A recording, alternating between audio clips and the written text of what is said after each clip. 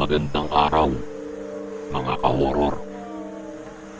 Tuwing ang Pilipinas ay tinatamaan ng malalakas na bagyo, kadalasang nagiging resulta nito ay pagkasira ng mga ari-arian at malawakang pagbaha na kalimitang isinisisi sa mga dam dahil sa pagpapakawala ng malaking volume ng tubig galing dito.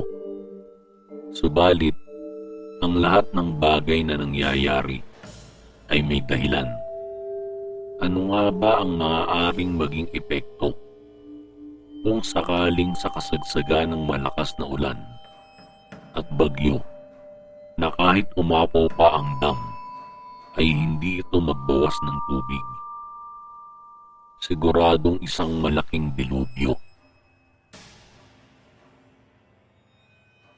May video akong ipapakita sa inyo at ito ay nangyari sa kasagsagan ng malakas na bagyo na kung saan kinailangan magpakawala ng tubig ang dam dahil umabot na ito sa maximum level at ito ang naging resulta.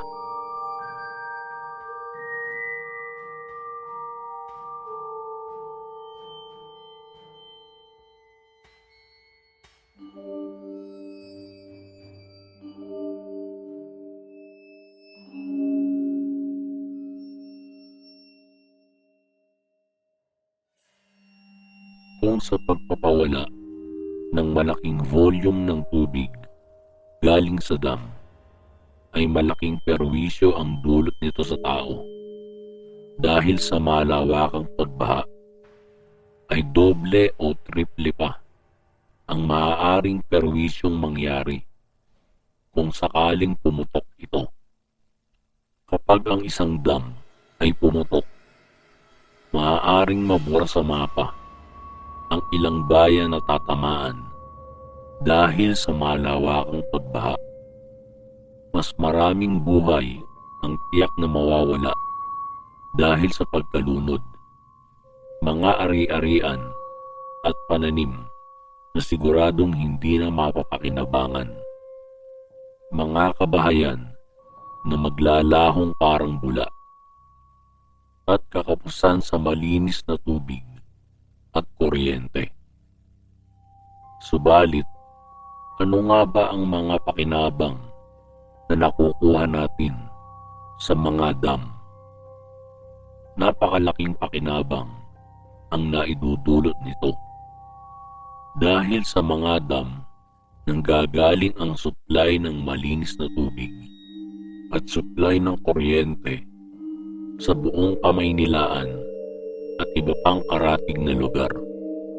Isa pa sa pakinabang nito ay irigasyon o patubig sa mga malalawak na taniman ng mga magsasaka. Ito din ay nagiging isang tourist attraction sa mga dayuhan.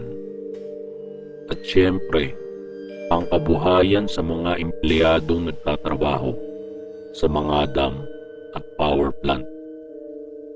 Kaya mga ka-horror, kung malaking panganib ang naidudulot ng mga dam kapag ka nagpapakawala ng tubig ito, ay huwag din nating kalimutan ang magagandang naidudulot nito sa atin. Ang pinakamainam na gawin natin ay maigting na pag-iingat ang kailangan, lalo na kapag ka nagbigay na ng babala ang lokal na pamahalaan tungkol sa pagpapakawala ng tubig sa dam. Kailangang maging alerto ang lahat. Kung kinakailangan ng agarang paglikas, ay sumunod na lang tayo.